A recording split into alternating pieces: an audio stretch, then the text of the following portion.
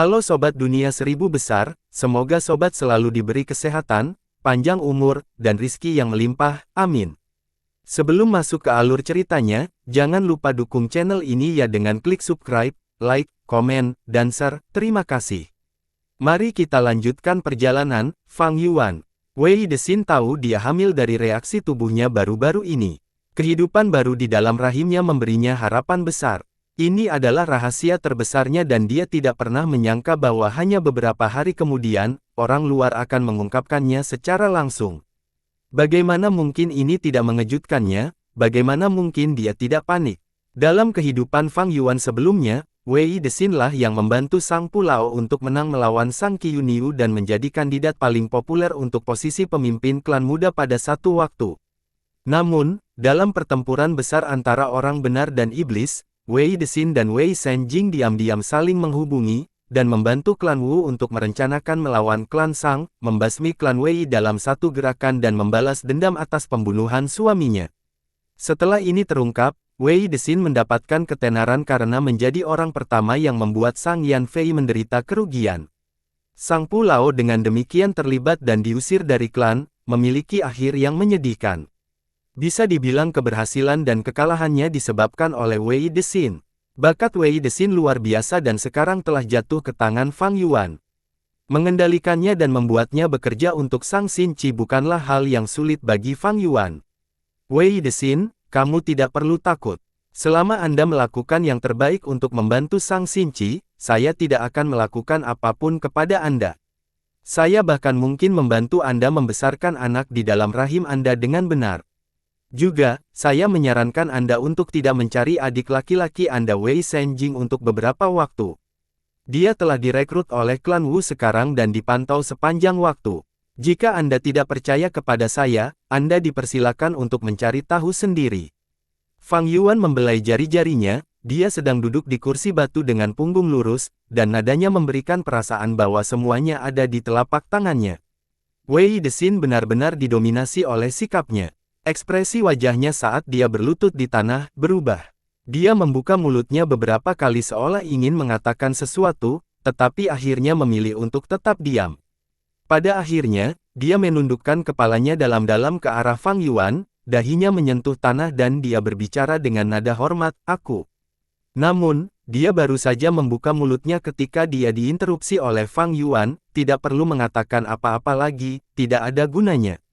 Penampilan Anda dan anggota klan Anda akan menjadi jawaban terbaik. Kamu bisa pergi sekarang." Fang Yuan melambaikan tangannya. Wei Dexin hanya bisa pergi. Fang Yuan duduk di dalam paviliun tanpa bangun untuk beberapa saat.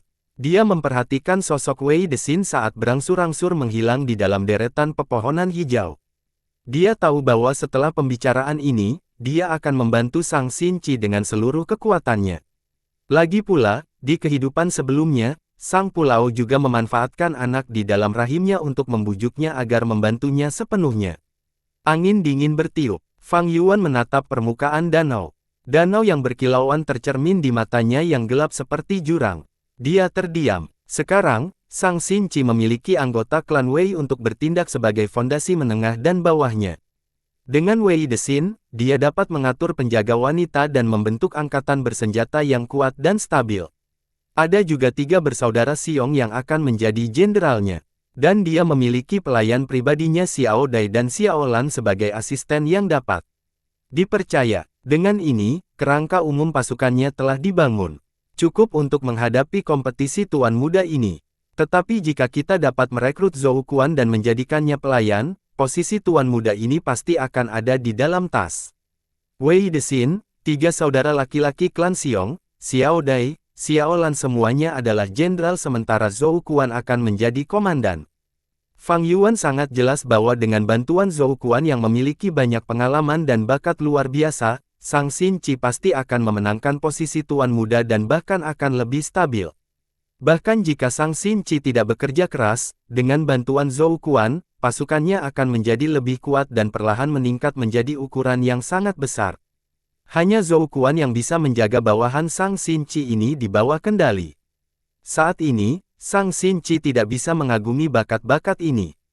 Bagaimanapun, dia masih terlalu muda, bakatnya tidak tinggi dan kultivasinya tidak cukup.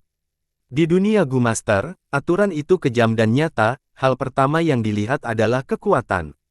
Sisanya adalah tambahan. Namun, menaklukkan Zhou Quan tidak akan semudah itu.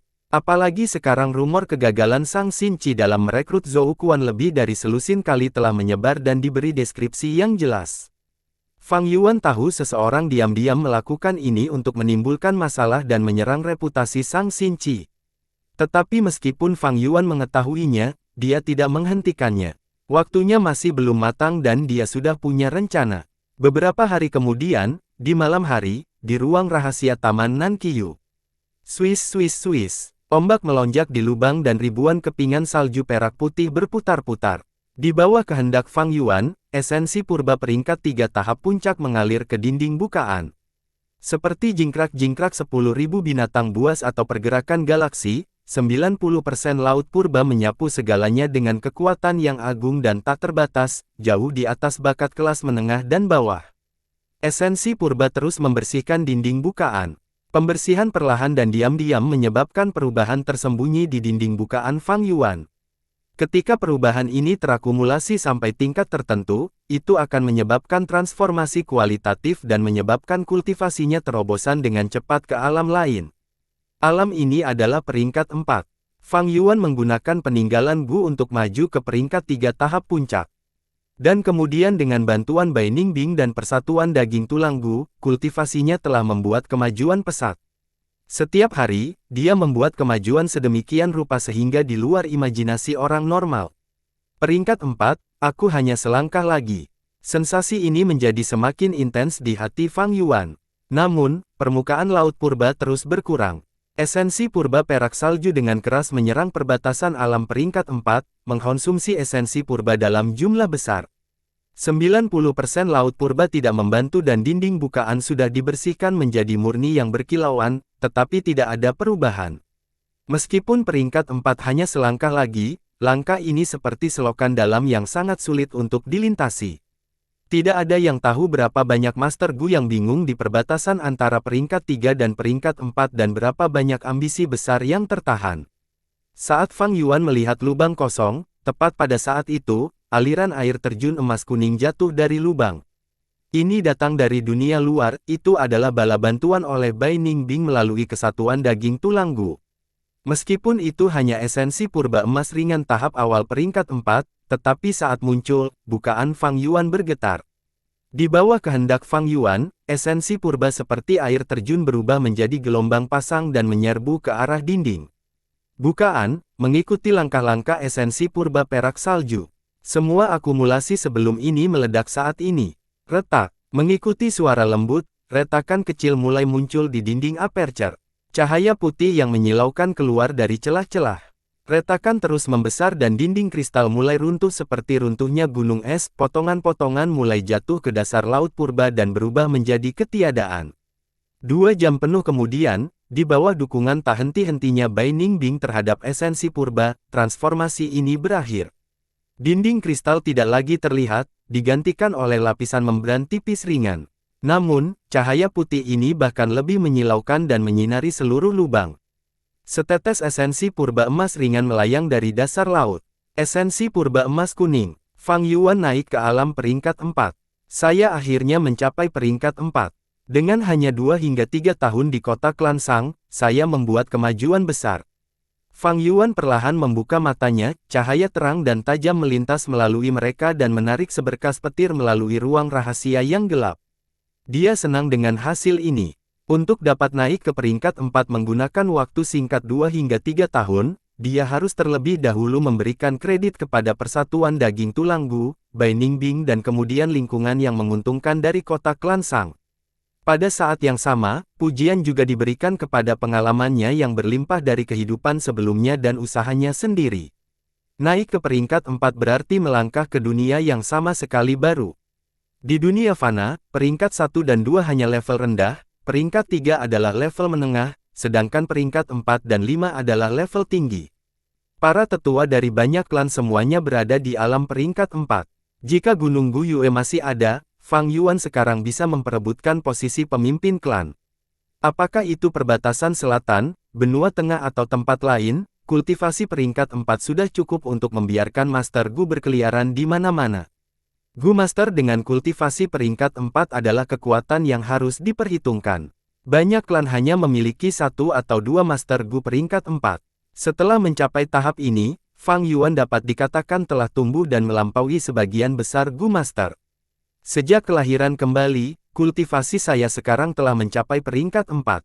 Dibandingkan dengan kehidupan saya sebelumnya, kecepatan ini lebih cepat berkali-kali. Dengan mengambil langkah terlebih dahulu dan kemudian bergerak selangkah demi selangkah, saya telah mengumpulkan keuntungan saya secara terus-menerus dan mencapai pencapaian hari ini. Semua ini karena bantuan pengalaman hidup saya sebelumnya. Semua berkat Spring Autumn Cicada. Fang Yuan semakin menyadari betapa tangguhnya jangkrik musim semi-musim gugur Gu peringkat 6.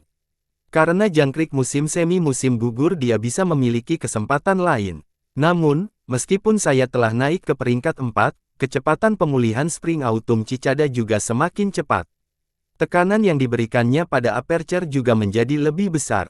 Peringkat 4 adalah titik awal yang benar-benar baru, saya dapat menggunakan lebih banyak Gu peringkat 4 dengan esensi purba emas ringan. Selanjutnya, saya perlu menyempurnakan pengisian daya Crash Gu.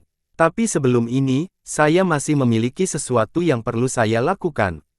Pusat kota keempat. Ini adalah manor yang menjadi tanggung jawab Zhou Quan. Fang Yuan berdiri di dalam halaman dengan tangan di belakangnya dan nadanya acuh tak acuh. Seketika, dia mendapat jawaban dari bawahan, "Ya, Tuan Fang Zeng." Saat ini, berdiri di belakang Fang Yuan adalah Bai Ningbing, Xiao Dai, Xiong bersaudara bersama dengan Wei Desin dan orang-orangnya yang telah memulihkan sebagian kekuatan mereka setelah memurnikan beberapa Gu baru-baru ini. Ini adalah tempat ini. Misi dan saya datang ke sini berkali-kali, tetapi kami diberi bahu dingin setiap saat. Xiao Dai menambahkan dengan marah dari samping. Tuhan, jika Anda ingin melihat tuanku, tolong berikan surat kunjungan Anda kepada kami. Tuanku saat ini sedang tidur siang. Penjaga pintu berjalan mendekat dan berkata dengan arogan. Dia mengenali Xiao Dai dan mengerti ini adalah orang-orang Sang Xinqi. Tidur siang, surat kunjungan. Hehehe, Fang Yuan tertawa dingin sebelum ekspresinya segera berubah menjadi gelap, dia melambaikan tangannya, pergi, hancurkan pintunya. Hehehe, semua orang tercengang untuk sementara waktu, saat ketiga bersaudara Xiong memimpin dan berjalan maju dengan langkah besar. Kamu apa yang kamu coba lakukan? Penjaga pintu itu merasa sangat panik dan tidak bisa menahan diri untuk tidak berteriak. Kamu yang lemah berani menghalangi jalan kami, tersesat. Xiong Huo menyeringai jahat dan menendang, membuat penjaga pintu terbang. Bang! Xiong Tu menggunakan kekerasannya untuk dengan paksa menghancurkan pintu manor besar. Apa yang kamu lakukan? Beberapa pelayan berlari ke keributan itu, tetapi dengan sekali melihat sekelompok Gu Master yang jahat, mereka berdiri diam ketakutan. Crash bang, bantingan banting. Kelompok Fang Yuan menyusup ke manor Zhou Quan dan mulai menyerang dengan keras, menghancurkan semua yang mereka lihat dan memukuli orang. Xiong Feng bahkan mengambil kebebasan dengan beberapa pelayan yang tampak cantik. Manor itu dalam kekacauan. Beberapa pelayan berlarian dengan panik dan ketakutan sementara beberapa menangis, berteriak minta tolong dan pengampunan. Apa yang kita lakukan menguasai? Pelayan itu dengan panik berlari menuju Zhou Quan, meminta instruksi. Zhou Quan terkejut terbangun sebelumnya, melihat bahwa Fang Yuan membuat keributan di rumahnya, dia marah. Fang Zeng ini benar-benar melanggar hukum, dia benar-benar berani menggunakan kekuatan di kota klan Sang. Tunggu, aura ini, peringkat 4, ya Tuhan, berapa umurnya, dia sudah naik ke peringkat 4. Zhou Quan mengamati diam-diam, tetapi tiba-tiba matanya terbuka lebar, karena dia benar-benar tercengang. Dia pernah menjadi Master Gu peringkat 4, pemimpin klan. Tapi dia hanya mencapai alam peringkat 4 ketika dia hampir berusia 50 tahun. Usia Fang Yuan terkenal di tahap pertempuran, dia baru berusia 20 tahun. Betapa ilahinya bakat ini. Zhou Quan merasakan ratapan dan kecemburuan, kemarahan dan ketidakberdayaan. Fang Zeng juga naik ke peringkat 4, dia adalah Master Gu peringkat 4 sejati. Dia juga memiliki token duri ungu, dan memiliki hubungan baik dengan Sang Xinqi dan Sang Chao Feng. Dia terlalu keras kepala, sebelumnya dia menyebabkan masalah di pasar budak, tetapi hanya didenda 49 batu purba. Dia memiliki masa depan yang cerah di depan, dia kemungkinan akan mencapai peringkat 5. Menurut rumor, bahkan Sang Yan Fei sangat menganggapnya, dan sekarang seluruh klan Sang menutup mata terhadap tindakannya. Bagaimana saya bisa bersaing dengannya? Tapi, jika saya tidak mampu menyinggung perasaannya, tidak bisakah saya bersembunyi begitu saja? Memikirkan hal ini, Zhou Quan menghela nafas, berkata kepada pelayan lamanya, cepat kemasi barang-barang kami akan bersembunyi di toko. Mereka datang dengan kekuatan penuh kepada kami harus menghindari mereka selama periode ini. Ya, Tuan. Pelayan tua itu dengan cepat pergi untuk berkemas. Sesaat kemudian, geng itu membalikkan manor, tempat yang elegan dan tenang telah menjadi zona perang. Tuhan, kami telah mencari, kami tidak menemukan Zhou Quan. Xiong Tu melaporkan, dia pasti menyelinap keluar dari pintu belakang. Dia tidak bisa melangkah terlalu jauh, dia mungkin bersembunyi di toko. Tapi semua ini sesuai dengan dugaanku, aku sengaja membiarkan pintu belakang utuh, hehe. Fang Yuan terkekeh. Zhou Quan berpikir Fang Yuan akan menghormati klan Sang dan berhenti membuat masalah. Tapi siapa Fang Yuan? Dalam hatinya, bahkan klan Sang berukuran super hanyalah batu loncatan yang sedikit lebih besar untuk ambisinya. Sudahkah kamu mempersiapkan apa yang aku perintahkan padamu untuk dilakukan? Fang Yuan berbalik, bertanya pada Wei Desin. Wei Desin dengan cepat menjawab, sudah disiapkan. Sangat bagus. Fang Yuan melambaikan tangannya, ayo pergi. Geng itu meninggalkan manor, dan segera menyebabkan keributan. Kota klan Sang selalu sangat damai dan aman. Fang Yuan menerobos masuk ke rumah seseorang dan mengacaukannya telah menarik banyak perhatian.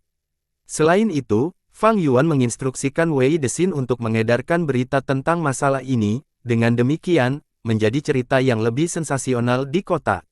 Banyak orang yang lewat tertarik ke tempat kejadian. Pergi. Fang Yuan memimpin, membawa pengikutnya saat dia berkeliaran di jalan, dengan sengaja menjaga profil tinggi. Sepanjang jalan, jumlah orang yang lewat bertambah, berkerumun hingga jalan penuh sesak dengan orang. Tuan, Fang Zheng itu ada di sini lagi. Pelayan tua itu melaporkan dengan ketakutan. Tidak perlu khawatir, toko ini dimiliki oleh klan Sang, dia tidak akan punya nyali untuk menerobos masuk ke sini. Zhou Quan membelai janggutnya, menenangkan pelayannya. Sebelum kata-katanya selesai, dia mendengar suara keras. Fang Yuan telah mengirim pintu toko terbang dengan tendangan di depan semua orang, dan mengambil langkah besar ke dalam toko. Berhenti di sana. Sekelompok penjaga kota klan Sang berjalan keluar dengan ekspresi muram. Fang Yuan dan gengnya sangat berisik, penjaga kota sudah lama diberitahu. Ini adalah toko klan Sang, kamu tidak bisa masuk dengan paksa. Ini melanggar aturan kota klan Sang. Pemimpin penjaga berteriak sambil berkeringat ember. Dia bertugas hari ini, jika dia tidak berbicara, kota klan Sang akan mengejar ketidakbertanggung-jawabannya nanti. Tapi Fang Yuan mengabaikannya sepenuhnya, masuk tanpa mengindahkan sepatah kata pun. Yang lain mengikutinya. Bai Ningbing tinggal di luar, menatap dingin ke arah pemimpin penjaga kota, memancarkan aura peringkat 4-nya, kami akan masuk sekarang, lalu apa? Bisakah Anda menghentikan kami? Jantung pemimpin peringkat 2 ini berdebar-debar hebat. Dia menelan, saat dia menjawab dengan ekspresi pucat, bahkan jika aku tidak bisa menghentikanmu, kita harus mencoba. Ini adalah kota klan Sang, itu adalah tanggung jawab kami. Anda harus tahu, tindakan Tuan Fang Zheng telah melanggar aturan kota klan Sang, bab 3 pasal 25. Kami tahu, hak yang baik. Bai Ningbing mengangkat alisnya, saat dia melemparkan sekantong batu purba ke pemimpin. Ada 500 batu purba di dalamnya, simpan perubahannya. Kami harus terus menghancurkan tempat itu nanti, ini adalah uang muka. Setelah mengatakan itu, Bai Ningbing juga memasuki toko. Pemimpin itu berdiri membeku di tempat, saat dia memegang kantong batu purba yang berat itu, dia benar-benar terpana oleh aura Bai Ningbing. Terlalu sombong, terlalu sombong. Orang-orang yang lewat meraung. Saya belum pernah melihat ada orang yang bertindak begitu melanggar hukum di kota klan Sang. Fang Zheng dan Bai Ningbing adalah Master Gu peringkat 4, mereka memiliki kemampuan. Mereka bahkan memiliki dukungan token duri ungu, siapa yang bisa meniru mereka? Bahkan jika saya memiliki kekuatan, saya tidak akan berani. Mereka terlalu berani melakukan ini di siang bolong. Sungguh, seperti yang didiskusikan beberapa orang, lebih banyak penonton yang tercengang. Beberapa ingin memasuki toko untuk menonton pertunjukan, tetapi mereka diblokir di luar oleh anak buah Fang Yuan, atau diusir oleh penjaga kota. Pemimpin, apakah kita masuk? Seorang penjaga kota bertanya dengan lembut. Masuk untuk apa? Untuk membiarkan mereka melemparkan batu purba ke arah kita. Pemimpin itu berteriak, tunggu Tuan Tetua datang dan menyelesaikan ini sendiri. Kembali ke Fang Yuan, yang sedang memasuki toko. Fang Zeng, apa yang kamu coba lakukan? Menerobos masuk ke toko Klansang secara paksa, apakah Anda masih ingin tinggal di kota Klansang? Wajah Zhou Kuan muram saat dia mencoba menekan dominasi Fang Yuan menggunakan nama Klansang. Fang Yuan mencibir, menatap Zhou Kuan dengan jijik, orang tua, bukankah kamu tidur siang di rumah? Mengapa Anda bersembunyi di sini? Kami berdua adalah orang pintar, jangan bertele-tele, saya di sini untuk Anda. Anda memiliki dua pilihan sekarang, tunduk padaku, atau mati.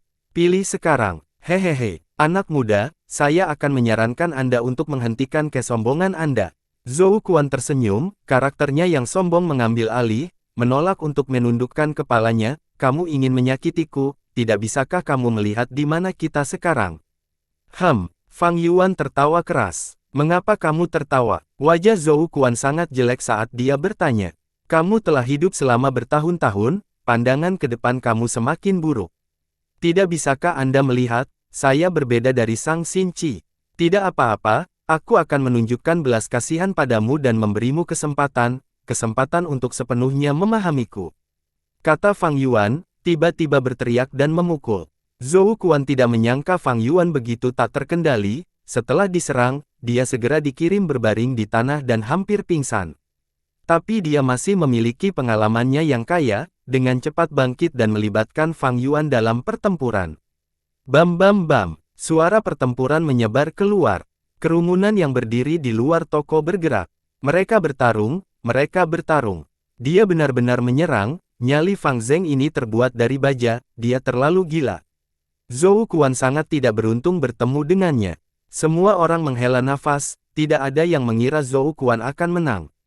Mereka benar, pertempuran di toko dengan cepat berakhir, Zhou Kuan sama sekali bukan tandingan Fang Yuan.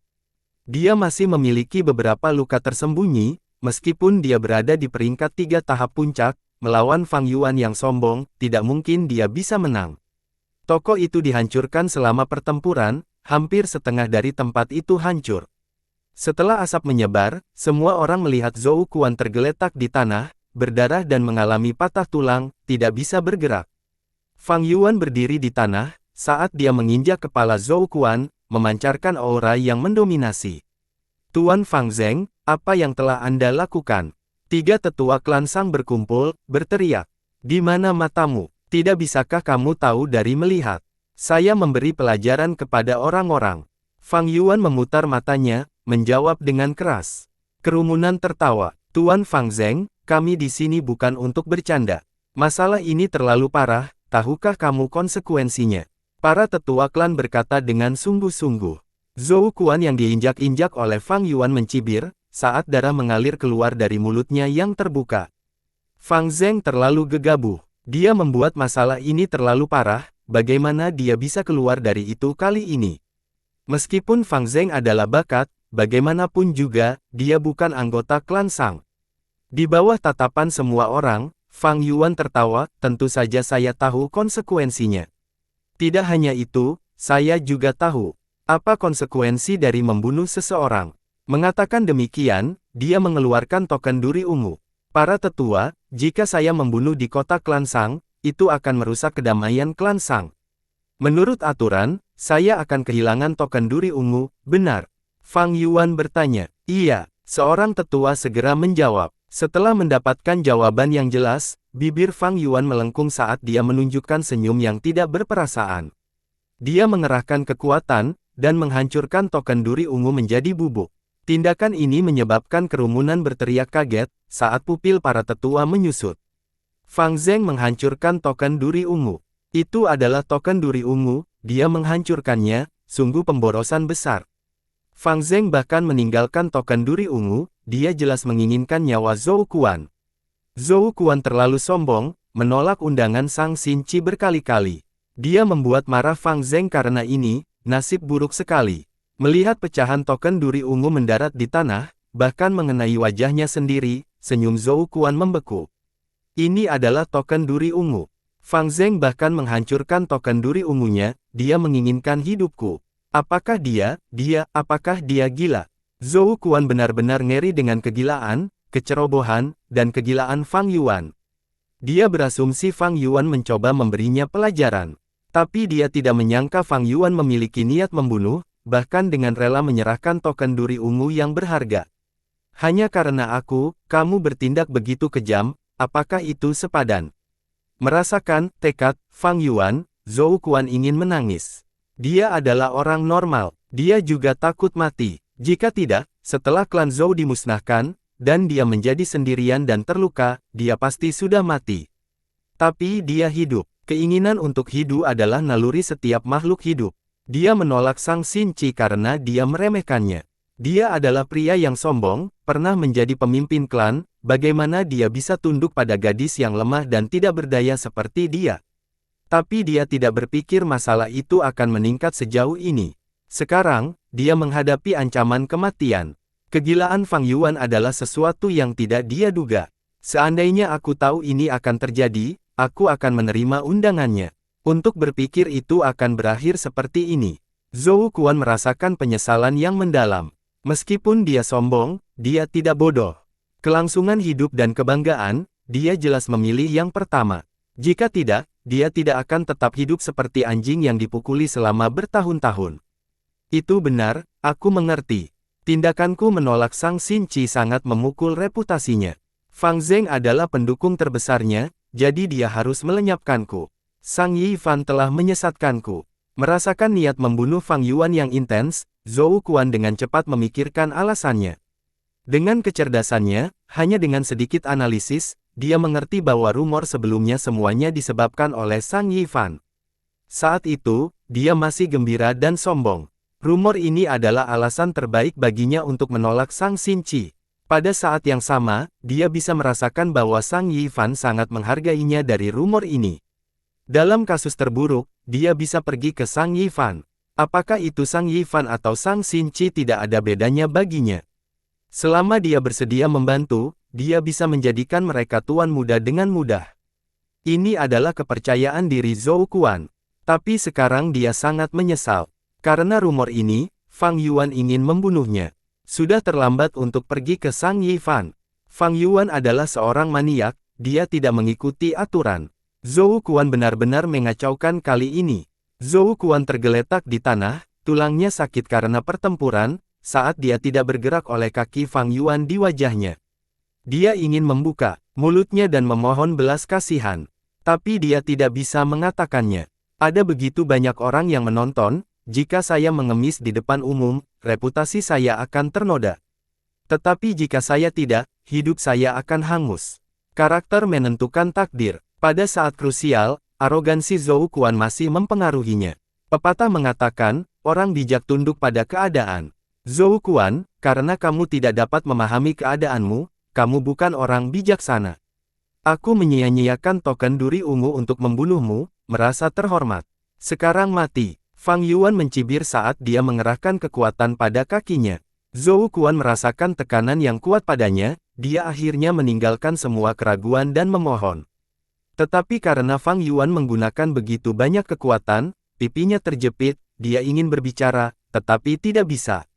Zhou Kuan panik. Tunggu, aku tidak ingin mati, aku ingin memohon, aku ingin menyerah, biarkan aku berbicara. Dia berteriak di dalam hatinya, pada saat yang sama, dia melambaikan anggota tubuhnya dengan panik. Dia meraih kaki Fang Yuan, tetapi tubuh Fang Yuan sekuat baja, bahkan tidak bergerak 1 inci pun. Aku daging mati. Saat Zhou Kuan putus asa, dia mendengar suara yang dikenalnya. Saudara Heitu, kasihanilah dia. Sang Xinqi bergegas ke tempat kejadian. Xinqi, sepertinya kamu masih mengetahuinya pada akhirnya. Aku tahu kamu menghargai bakat, tetapi kamu tidak perlu mengemis demi dia. Orang seperti itu pantas mendapatkan kematian. Fang Yuan menjawab dengan dingin, tetapi berhenti mengerahkan kekuatan pada kakinya. Tidak, Saudara Heitu, saya harus berbicara. Sang Xinchi sangat bertekad. Dia melanjutkan, kamu tidak menghabiskan banyak waktu dengan Sir Zhou Quan, aku lebih mengenalnya. Sir Zhou selalu bersikeras membangun kembali klan Zhou. Dia memikul beban berat di pundaknya, dia adalah orang dengan aspirasi mulia di hatinya. Dia pernah mengatakan kepada saya dengan kesakitan yang luar biasa bahwa dia tidak bisa melupakan mantan anggota klannya. Sebelum istrinya meninggal, dia menyuruhnya membangun kembali rumah mereka. Tahun-tahun ini, dia memikul beban berat dan telah bekerja keras untuk itu. Dia memiliki keluhannya. Begitukah? Fang Yuan mengurangi kekuatan yang dia tempatkan di kakinya, ekspresinya berubah. Mengapa aku tidak ingat pernah memberitahumu itu? Zhou Quan merasa aneh, ketika istrinya meninggal, dia bahkan tidak ada di tempat kejadian. Tapi dia segera mengerti, ini adalah tindakan yang dilakukan Sang Xinchi dengan Fang Yuan. Sebenarnya, Fang Yuan dan Sang Xinchi masih mencoba merekrutnya. Mereka menggunakan klan Sang sebagai panggung dan memerankan pertunjukan yang bagus. Kata-katanya sebelumnya adalah tiketnya keluar dari kekacauan ini.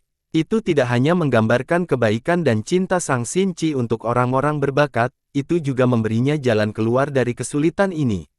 Sungguh skema yang hebat memang, saya adalah pemimpin klan Zhou, tetapi hari ini saya kalah dari anak-anak muda ini. Sungguh, generasi baru menggantikan yang lama. Zhou Quan mengertakkan gigi, menghela nafas tak berdaya.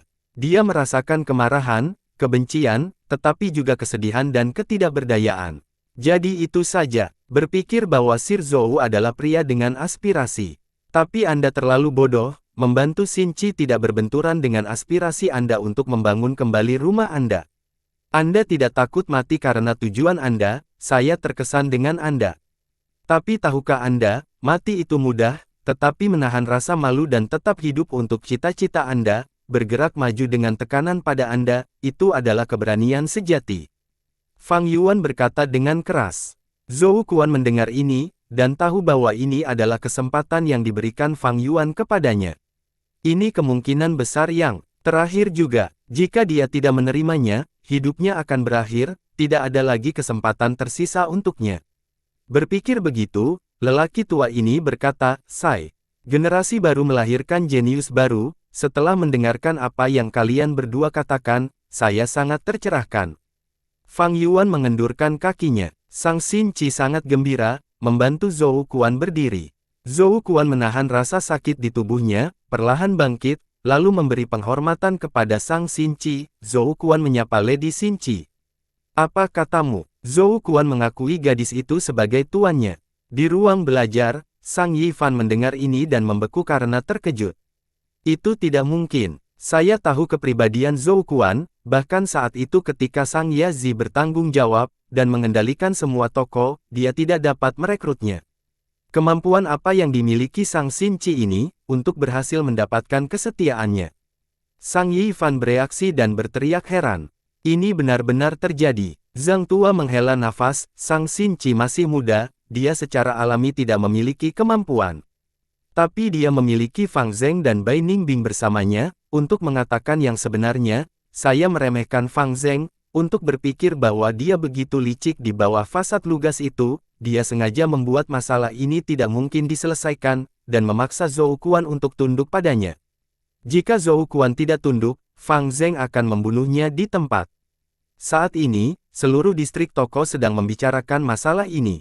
Ada desas-desus di mana-mana, mengatakan bahwa Zhou Quan telah hidup sambil menanggung penghinaan dan rasa malu, untuk membangun kembali klannya.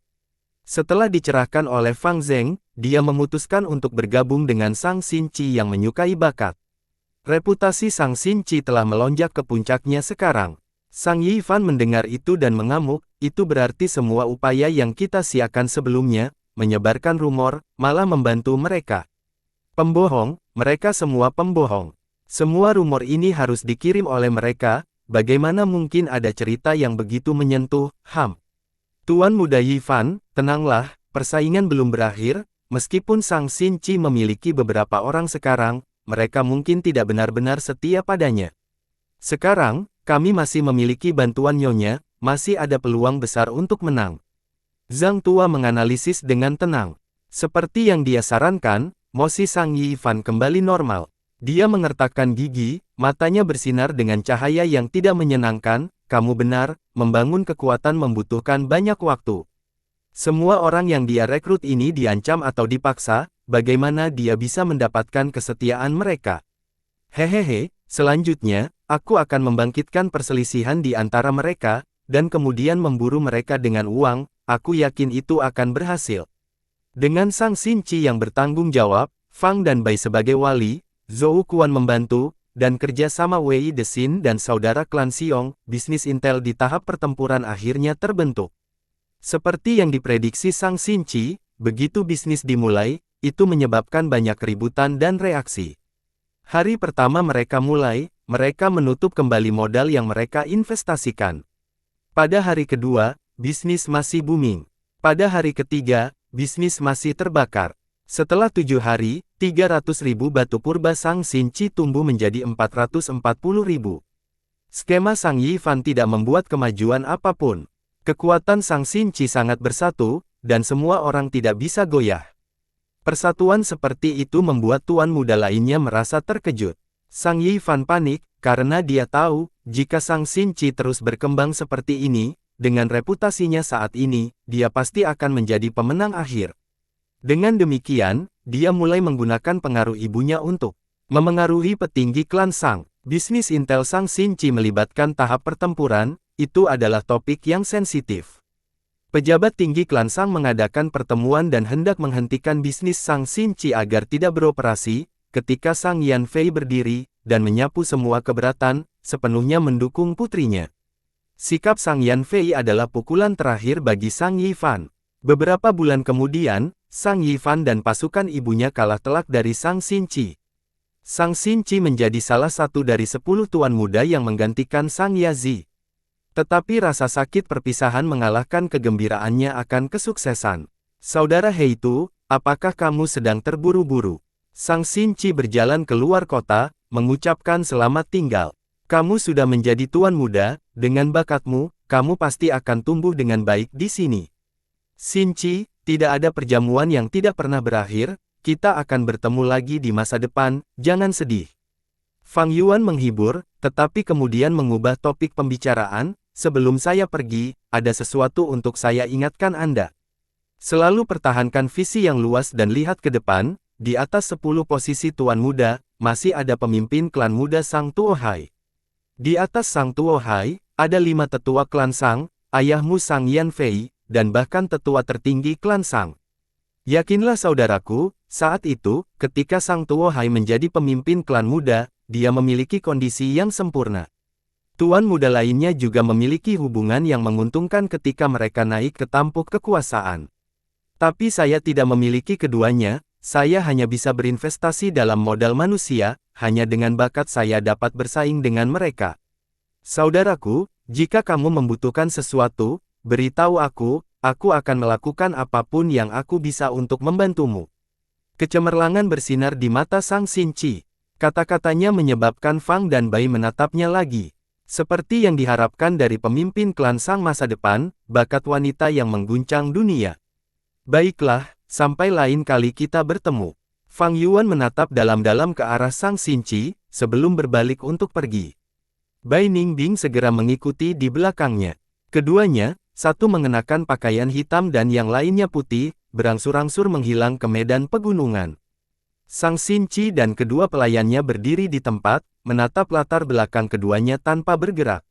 Saudara Heitu, Gunung Sanca sangat berbahaya, harap berhati-hati.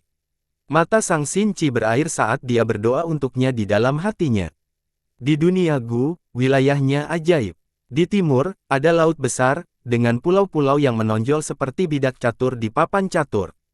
Itu dinamai Laut Timur. Di barat, ada gurun besar, tanaman hijau sangat langka, hanya pasir kuning yang bisa dilihat di mana-mana.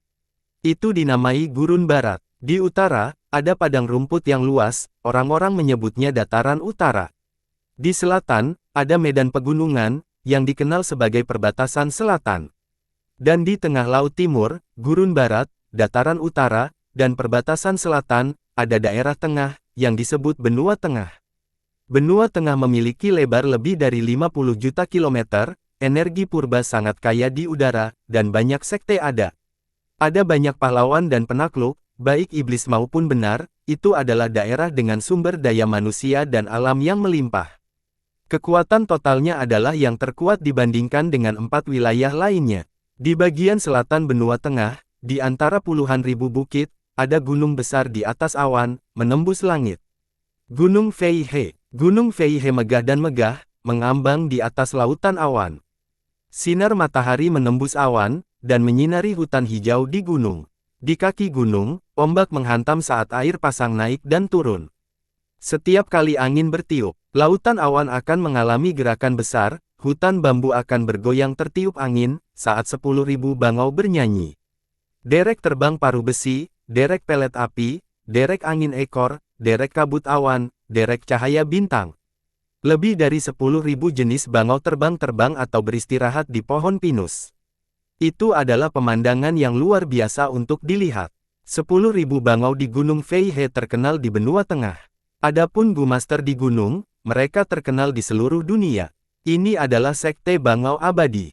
Salah satu dari 10 sekte teratas di benua tengah, memiliki salah satu kekuatan terkuat di benua tengah. Saat ini, ada pertempuran penting yang terjadi di arena sparring sekte bangau abadi. Dua anak muda, mengenakan pakaian serupa, terlibat dalam perkelahian. Keduanya bergerak saat mereka kusut dan bertarung bersama. Terlalu kuat. Saya tidak bisa membayangkan, keduanya baru berusia sekitar 20 tahun. Di luar arena, para penonton menyaksikan pertempuran ini dengan saksama. Keterkejutan, kekaguman terlihat di wajah mereka. Kakak senior Sun Yuanhua, dia adalah ahli veteran. Nomor 1 dalam ujian kecil tahun ketiga sebelumnya, saya tidak terkejut dia memiliki kekuatan seperti itu. Tapi adik laki-laki Fang Zheng itu, mengejutkan bahwa dia memiliki kemampuan seperti itu. Itu benar, dia adalah kuda hitam dalam ujian menengah 8 tahun ini. Tidak ada yang mengharapkan dia mencapai final. Tahun-tahun ini, adik laki-laki Fang Zheng tetap rendah hati, seperti batu gunung biasa. Tidak ada yang peduli padanya, dia sama sekali tidak menarik perhatian. Tapi siapa sangka selama pemeriksaan ini, dia akan membubung ke langit dan namanya menjadi terkenal di sekte bangau abadi. Banyak orang menghela nafas saat mereka menunjukkan kekaguman dan kecemburuan. Fang Zheng mempertahankan ekspresi muram saat dia memiliki tatapan tajam, bertarung secara merata dengan Sun Yuanhua. Tahun-tahun ini, dia tumbuh lebih tinggi, bahunya lebih lebar, dan pinggangnya lebih tebal, dia menjadi lebih dewasa dan stabil. Tiba-tiba, Fang Zheng melepaskan angin hijau giok, memaksa Sun Yuanhua mundur. Kakak senior Sun, akui saja kekalahan. Dia berkata dengan nada yang sangat percaya diri. Adik laki-laki, tunjukkan padaku kartu truf apa yang kamu miliki.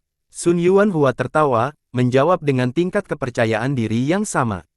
Baiklah, Fang Zheng bersiul, saat suara itu bergerak jauh. Segera, bangau memanggilnya kembali. Semua orang berbalik untuk melihat, dan banyak bola mata hampir muncul saat mereka menatap dengan mulut terbuka lebar. Kelompok bangau terbang paruh besi. Ya Tuhan, begitu banyak bangau terbang, apakah ini ilusi? Bagaimana mungkin? Ini adalah raja binatang buas yang tak terhitung jumlahnya. Fang Zheng, mencapai peringkat 4 tahap tengah, sudah menjadi bakat tingkat dewa. Tapi dia benar-benar bisa mengendalikan kelompok bangau yang jumlahnya hampir 10.000, metode apa ini? Semua orang tersentak, merasa sangat terkejut di hati mereka, beberapa tidak dapat mempercayai pemandangan di depan mereka. Bahkan beberapa tetua sekte berdiri dari kursi mereka karena terkejut. Ekspresi Sun Yuanhua menjadi sangat serius. Kelompok bangau terbang paruh besi, datang dengan aura yang mengesankan, dan keunggulan dalam jumlah, itu memberinya tekanan besar. Tapi dia tidak berniat untuk menyerah. Matanya bersinar dengan tekad, saudara muda Fang, kamu mengesankan. Tapi bisakah Anda benar-benar mengendalikan begitu banyak bangau terbang? Saya belum kalah, karena saya juga memiliki kelompok derek. Keluar, Gunung Feihe memiliki puluhan ribu bangau terbang, keunggulan teritorial seperti itu digunakan dengan baik oleh orang-orang di sekte bangau abadi. Fang Zheng memiliki kelompok bangau. Tetapi Sun Yuanhua juga seorang jenius di sekte yang menerima banyak pengasuhan, dia juga menyembunyikan kelompok bangau secara diam-diam. Mendengar perintah Sun Yuanhua, sekelompok bangau dengan cepat terbang keluar. Kelompok bangau ini sangat kontras dengan kelompok bangau terbang paruh besi Fang Zheng, hanya ada beberapa ratus. Tapi bangau yang dikendalikan Sun Yuanhua berbeda dari bangau terbang paruh besi. Di tubuh mereka, mereka memiliki bulu putih, tetapi ada warna biru di ujung sayap dan ekor, serta cakar mereka. Di bawah sinar matahari, mereka memberikan kilau logam. Pada saat yang sama, ketika mereka terbang, jejak petir statis biru dapat dilihat di tubuh mereka. Hati-hati, bangau terbang ini adalah bangau petir ilusi. Mereka memiliki sifat galak dan terampil bertarung sendirian. Bangau terbang paruh besi biasa bukanlah tandingan mereka. Fang Zheng mendengar Lord Skycrane dari benaknya. Saya mengerti, Tuan. Fang Zheng segera menjawab, matanya bersinar cemerlang saat dia mengamati kelompok bangau petir ilusi dan memanipulasi kelompok bangau terbang paruh besinya. Mereka akan jatuh. Kelompok bangau terbang paruh besi terlalu besar, itu seperti monster raksasa. Kelompok bangau kakak senior Sun bahkan mungkin tidak membuat penyok di dalamnya. Tidak, kakak senior Sun masih punya kesempatan. Pertempuran derek bukan tentang angka, itu tergantung pada kontrol dan manipulasi mereka. Kakak senior Sun telah berlatih keras selama ini, kontrolnya atas kelompok derek jelas merupakan salah satu yang terbaik.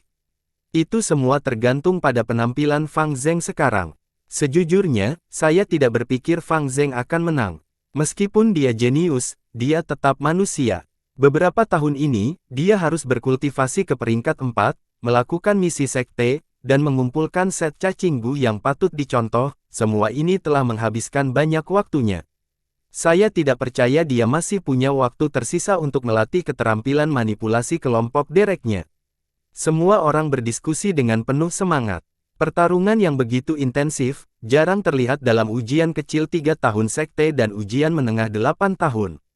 Hanya dalam ujian besar 15 tahun, itu akan terlihat sesekali.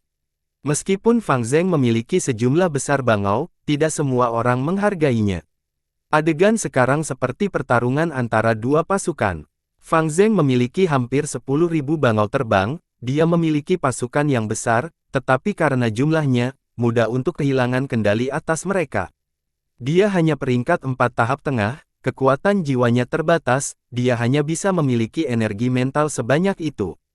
Sementara itu, meskipun Sun Yuanhua memiliki lebih sedikit bangau, semuanya adalah elit, dan dia dapat memanipulasinya dengan mudah. Dengan jumlah waktu yang dia tempatkan untuk mengendalikan mereka, keterampilan manipulasi dereknya adalah salah satu yang terbaik di sekte. Melihat kedua pasukan itu akan jatuh di udara. Pada saat ini, Sun Yuanhua tiba-tiba melompat. Dia mengaktifkan gu di bukaannya, menyebabkan dia berubah menjadi kilatan petir, mendekati Fang Zheng. Fang Zheng tidak menyangka dia akan menyerang begitu tiba-tiba. Dengan cara ini, dia Sun Yuanhua akan jatuh ke dalam pengepungan bangau terbang paruh besi, dan membawa dirinya ke dalam bahaya besar. Sun Yuanhua menyerang seperti angin topan, seperti dia menjadi gila, kekuatannya adalah sesuatu yang melampaui apa yang dia tunjukkan sebelumnya. Fang Zheng kehilangan inisiatif dan ditekan, hanya bisa bertahan dengan seluruh kekuatannya. Kedua bangau itu terlibat di udara, saat di tanah, Fang Zheng dan Sun Yuanhua bertarung dengan sengit. Meskipun jumlah derek penerangan ilusi sedikit, mereka bersatu, dan menyerang bersama, merobek banyak bangau terbang paruh besi. Sebaliknya, bangau terbang paruh besi, meskipun banyak, berantakan, seperti kawanan tanpa pemimpin. Kelompok bangau terbang paruh besi tidak bisa memblokir sejumlah kecil bangau petir ilusi ini. Kakak senior Sun luar biasa. Taktik bertarungnya luar biasa. Itu benar, Fang Zheng memiliki konsentrasi terbatas, memanipulasi kelompok besar bangau ini seperti bayi yang memegang palu, amatir dan tidak terampil. Dia sendiri sedang diserang oleh kakak laki-laki Sun, dia bahkan tidak bisa membela diri dengan benar, dengan konsentrasinya untuk bertahan, bagaimana dia bisa repot-repot mengendalikan bangau di atasnya. Tapi kelompok bangau terbang paruh besi terlalu besar, ada ratusan raja binatang, beberapa ribu raja binatang, dan bahkan segudang raja binatang. Dalam kelompok bangau petir ilusi, hanya ada 300 raja binatang buas dan 1 raja 1000 binatang yang terluka. Untuk menghindari raja binatang buas ini, bangau petir ilusi harus menyerang dari kanan dan kiri, bahkan jika mereka melukai banyak bangau terbang paruh besi biasa, mereka sendiri terluka parah.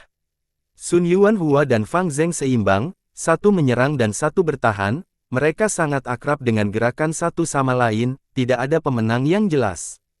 Kita hanya bisa melihat hasil pertempuran derek. Seorang tetua melihat kondisi kemenangan pertandingan ini. Jika kelompok bangau terbang paruh besi dapat melahap kelompok bangau petir ilusi, maka itu pasti kemenangan Fang Zheng. Tetapi jika kelompok bangau petir ilusi bergegas keluar dari pengepungan bangau terbang paruh besi dan pergi untuk membantu Sun Yuanhua, Fang Zheng akan kalah. Bertahan sedikit lagi. Cobalah dan alihkan perhatian ke bangau terbang paruh besi dan bunuh semua bangau petir ilusi. Jika Anda bisa melakukan itu akan menjadi terobosan besar, itu akan sangat membantu Anda di masa depan. Dalam benak Fang Zheng, suara Lord Skycrane terus menasihati. Fang Zheng mengerahkan seluruh kekuatannya dan mengikuti apa yang dikatakan Lord Skycrane. Tapi tepat ketika dia akan berhasil, Sun Yuanhua akan selalu mematahkan konsentrasinya dengan serangkaian serangan. Sun Yuanhua lebih tua dari Fang Zheng, dia telah melakukan banyak upaya dalam memanipulasi derek, di bawah kendalinya, meskipun derek itu terluka, mereka sudah akan keluar dari pengepungan bangau terbang paruh besi. Adik laki-laki Fang Zheng, masih terlalu dini bagimu untuk mengalahkanku. Dia mencibir. Kata-kata seperti itu didengar oleh Fang Zheng, dan itu memicu bagian terdalam dari ingatannya. Saat itu, di Gunung Qingmao, desa Guyue, dia dan kakak laki-lakinya Fang Yuan bertarung di arena. Fang Yuan mengucapkan kata-kata yang persis sama. Tidak, saya tidak bisa kalah. Saya harus membalas dendam untuk klan saya, untuk paman dan bibi saya, untuk pemimpin klan saya, untuk Tuan Qingsu. Mengapa saya bekerja begitu keras dalam beberapa tahun terakhir ini?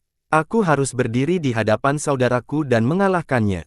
Bagaimana saya bisa kalah dari Sun Yuanhua sekarang? Api menyala di mata Fang Zheng. Dia menahan rasa sakit di kepalanya, dan mengalihkan konsentrasinya. Derek terbang paruh besi tiba-tiba bergerak, seperti binatang besar yang membuka mulutnya, melahap kelompok bangau petir ilusi. Melihat ini, wajah Sun Yuanhua menjadi pucat. Kemenangan, kerumunan bersorak. Fang Zheng adalah orang nomor satu dalam ujian menengah 8 tahun, mengalahkan Sun Yuanhua dan menjadi murid elit dari Sekte Bangau Abadi. Sistem Sekte Benua Tengah berbeda dari sistem klan Erbatasan Selatan. Di klan, ikatan darah menopang hierarki, dan anggota klan adalah target untuk diasuh. Tetapi di sekte, guru dan murid menggantikan sistem garis keturunan. Dalam sekte, mereka merekrut murid dan selama seseorang memiliki bakat dan karakter yang baik, mereka akan diterima. Tepatnya, Fang Zheng diserap ke dalam Sekte Bangau Abadi sebagai salah satu anggotanya. Di Sekte Bangau Abadi, dari rendah ke tinggi, mereka diklasifikasikan sebagai murid luar, murid batin, murid elit, murid warisan, tetua sekte, pemimpin sekte, dan tetua tertinggi. Ujian kecil 3 tahun adalah memilih murid batin. Ujian menengah 8 tahun adalah memilih murid elit. Adapun ujian besar 15 tahun, memungkinkan seseorang untuk naik menjadi murid warisan. Di atas murid warisan, itu adalah para tetua sekte. Para tetua sekte di Sekte Bangau Abadi setidaknya memiliki kultivasi peringkat 4. Pemimpin sekte akan memiliki kultivasi peringkat 5, dan tetua tertinggi adalah peringkat 6 Gu Immortals, bahkan ada peringkat 7 di antara mereka. Benua Tengah adalah wilayah terkuat dibandingkan dengan utara, selatan, timur, dan barat. Sekte Bangau Abadi adalah 10 sekte teratas di Benua Tengah, bahkan lebih kuat dari klan Sang. Pemilihan murid tidak melibatkan tempat lahir, atau prioritas regional apapun. Jadi, di Sekte Bangau Abadi, tidak ada bakat kelas C. Kelas B adalah yang paling umum terlihat, tetapi ada banyak nilai A juga. Fang Zheng adalah seorang jenius dengan bakat kelas A tidak diragukan lagi. Tetapi di Sekte Bangau Abadi, dalam kekuatan tingkat super seperti itu, ada banyak jenius seperti dia. Fang Zheng, kamu terlahir pintar dan bersedia melakukan kesulitan, sekarang kamu memiliki kultivasi peringkat 4, kamu sudah memenuhi syarat untuk menjadi tetua sekte.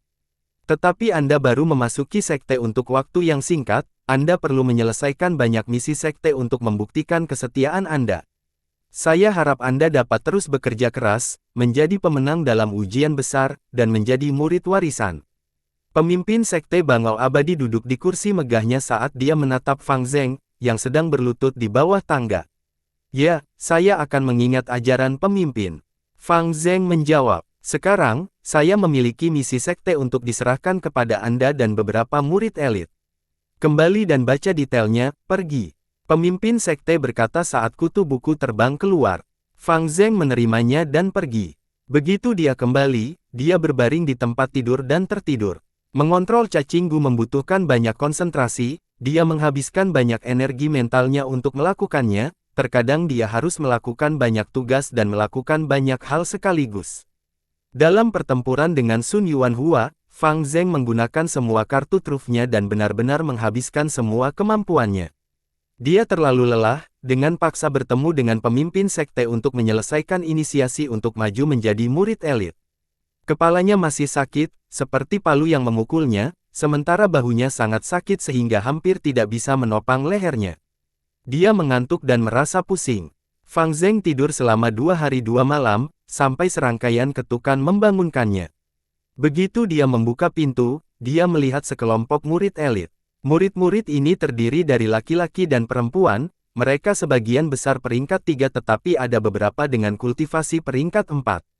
Berbeda dengan klan, yang tidak membutuhkan kesetiaan untuk diuji, sekte perlu melakukannya.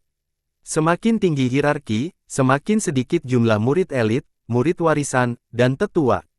Banyak yang berkultivasi ke peringkat 4, tetapi tersingkir selama ujian. Dengan demikian menghasilkan banyak murid dan penatua yang memiliki kultivasi peringkat 4 yang sama. Tetapi terlepas dari kultivasi mereka, para tetua pasti memiliki kekuatan pertempuran yang lebih tinggi daripada murid. Itu karena mereka dipilih secara ketat melalui ujian, dan merupakan yang paling berbakat.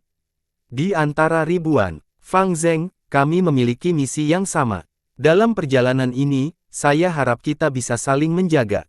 Fang Zeng, aku melihat pertempuranmu dengan Sun Yuanhua, itu sangat mengasyikkan. Saya harap kita bisa bertanding di sepanjang jalan. Orang-orang ini sangat ramah. Itu karena mereka tahu Fang Zeng mengendalikan kelompok bangau terbang paruh besi yang jumlahnya 10.000. Meskipun dia tidak bisa mengendalikan mereka dengan sempurna, kekuatan seperti itu masih terhormat. Kamu terlalu sopan, saudara-saudaraku sesama sekte. Saya malu, beberapa hari ini, saya telah tidur, saya belum melihat detail misinya. Fang Zeng menangkupkan tinjunya, mengakui. Begitu, dalam hal ini, saya akan memberi tahu Anda secara langsung, misi kami kali ini sangat penting. Fang Zeng, beberapa bulan yang lalu, peristiwa mengejutkan terjadi di Gunung Tianti, tahukah Anda? Seorang murid elit bertanya, Gunung Tianti? Fang Zeng mengangguk, masalah ini sangat besar, saya tahu tentang itu. Di Gunung Tianti, warisan Peri Bai Hu muncul. Peri Bai Hu adalah orang terkenal di jalan yang benar, peringkat 6 Gu Immortal, dan memiliki tanah yang diberkati Hu Immortal. Begitu warisan ini muncul, banyak Gu Immortal keluar. Selama seseorang mewarisi warisan ini, mereka akan mendapatkan tanahnya yang diberkati. Saat ini, Gunung Tianti sangat dikelilingi oleh banyak Gu Immortal. Fang Zeng, saya akan memberi tahu Anda secara langsung, misi kami kali ini adalah pergi ke Gunung Tianti dan mencoba mendapatkan warisan ini. Tuan Gu Immortal dari Sekte Bangau Abadi kami telah mencapai kesepakatan dengan penguasa sekte lain, untuk menjaga perdamaian, mereka tidak akan menyerang, melainkan, memilih beberapa murid elit di sekte mereka untuk bersaing dengan cara yang adil.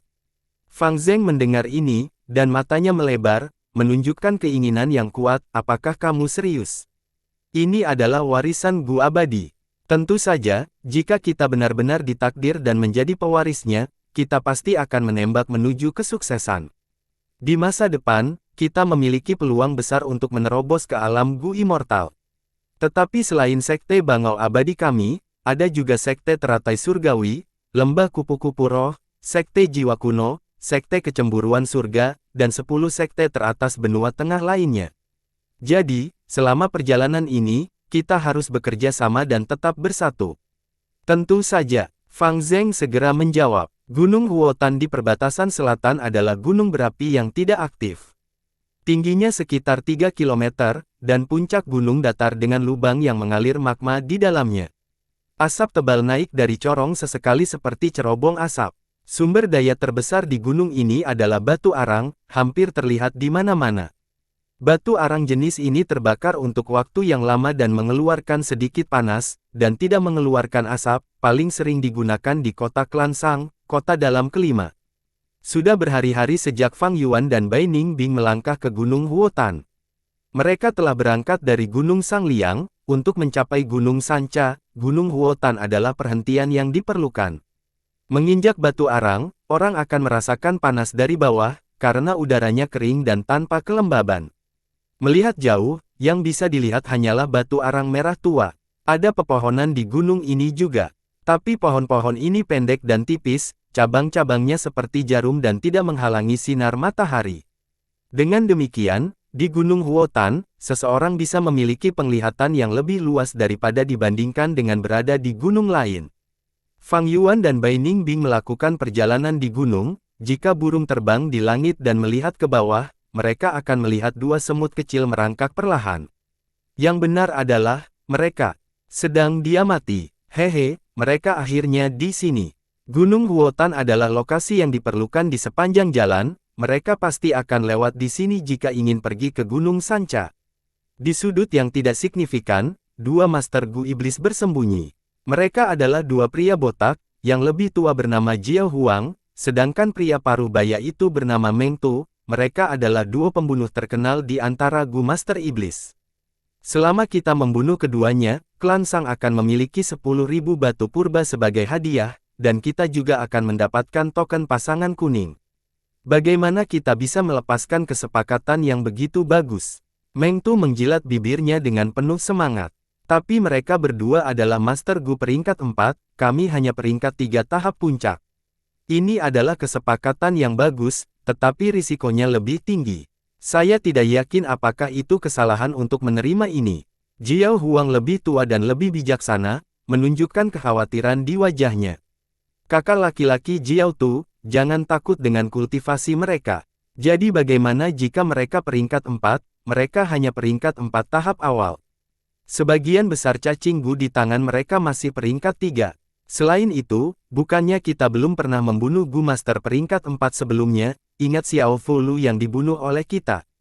Meng Tu mendorong. Begitu dia menyebut Xiao Fulu, Jiao Huang mengerutkan kening. Saat dia berkata dengan gugup, bukankah saya menyebutkannya berkali-kali, jangan bicara tentang Xiao Fulu. Dia adalah cucu dari tetua tertinggi klan Xiao, kami menyinggung Gu Immortal ketika kami membunuhnya. Simpan masalah ini di perutmu dan jangan pernah menyebutkannya lagi. Jadi bagaimana jika dia adalah Gu Immortal? Bukankah kita hidup bebas dan aman selama bertahun-tahun? Meng Tu cemberut acuh tak acuh, Gu Immortals tidak maha kuasa, belum lagi dua Master Gu peringkat 4 yang baru maju ini. Saudaraku, jangan lupa bahwa kita telah menghabiskan beberapa hari mempersiapkan jebakan itu untuk mereka. Hehehe, berbicara tentang jebakan itu, ekspresi Jiao Huang menjadi rileks. Dia bergumam, selama mereka jatuh ke dalam perangkap dan terlibat dalam pertempuran sengit, esensi purba mereka akan habis dan kita akan memiliki kesempatan untuk bertindak. Tepat, Meng Tu berkata, saat matanya tiba-tiba bersinar, berkata dengan lembut tapi bersemangat, cepat lihat, mereka jatuh ke dalam jebakan. Fang Yuan dan Bai Ningbing berhenti berjalan. Tanah di dekatnya mulai bergetar hebat. Pecahan batu jatuh ke tebing dari kedua sisi. Di tanah dipindahkan saat buaya lava merangkak keluar dari tanah. Ini adalah kelompok buaya lava, ada 1000 raja binatang. Bai Ningbing berkonsentrasi, menatap pemimpin kelompok. Raja buaya lava ini sangat besar, seukuran 3 gajah. Tubuhnya ditutupi dengan sisik merah tua, dan 4 kaki tebal menopang tubuhnya yang besar. Ekor buaya yang memancarkan cahaya logam panjangnya lebih dari 10 meter. Di punggungnya, ada 2 gumpalan, seperti 2 gunung berapi kecil. Saat bernapas, 2 jejak asap hitam naik dari gunung berapi, tebal dan tipis secara berirama. Saat Raja Buaya Lava merangkak keluar dari tanah, ia menatap Fang dan Bai, tetapi sebagian besar perhatiannya tertuju pada Fang Yuan. Fang Yuan dan Bai Ningbing adalah peringkat 4 Master Gu tahap awal, tetapi dia memiliki esensi purba tahap menengah peringkat 4. Raja Buaya Lava memiliki indera yang tajam, ia segera merasakan bahwa aura Fang Yuan lebih menakutkan. Ia membuka mulutnya, dan lebih dari 1000 buaya lava mengepung Fang dan Bai. Menghadapi situasi berbahaya seperti itu, Fang Yuan tertawa, ini hanya beberapa buaya, Bai Ningbing, bekerja sama denganku dan bunuh Raja Buaya Lava ini. Oke, Bai Ningbing menjawab, dengan jelas, tetapi niat bertempur melonjak di matanya. Saat itu, ketika mereka pertama kali meninggalkan Gunung King Mao, mereka juga bertemu dengan Raja Buaya Lava, dan menjauh darinya. Tapi sekarang, mereka berbeda, memiliki kultivasi peringkat 4, bahkan jika Raja Buaya Lava ini adalah Raja 1000 binatang, itu tidak bisa menghentikan jalan mereka. Bersambung.